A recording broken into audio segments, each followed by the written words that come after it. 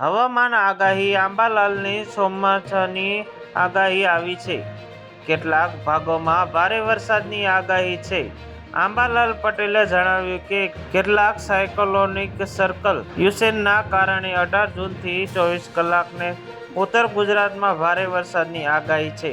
મધ્ય ગુજરાતમાં પણ ભારે વરસાદની આગાહી છે। રવિવારના દિવસે દરમિયાન સૌથી વધુ માત્ર 4 કલાકમાં જ સુરતના ઉમરપાડા તાલુકામાં 3.5 ઇંચ વરસાદ પડતા નીચાણના વિસ્તારોમાં ઘૂંટણસમા પાણી ભરાયા હતા। એ સિવાય ડાંગર આગાહમાં 2 કલાકમાં 2.5 ઇંચ વરસાદ ખાબક્યો હતો।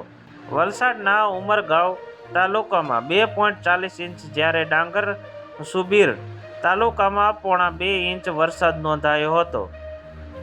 ઉલ્લેખનીય કે રવિવારના સવારના 6 વાગ્યા સુધી વીતેલા 24 કલાકમાં દરમિયાન ગુજરાતના 148 તાલુકામાં 1 મીમીથી લઈને 4 ઇંચ સુધીનો વરસાદ ખાબક્યો હતો।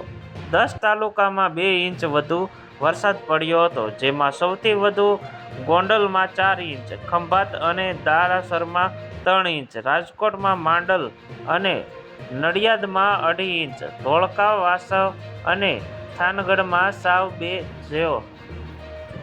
જ્યારે પેટલાદમાં 2 ઇંચ વરસાદ પડ્યો હતો।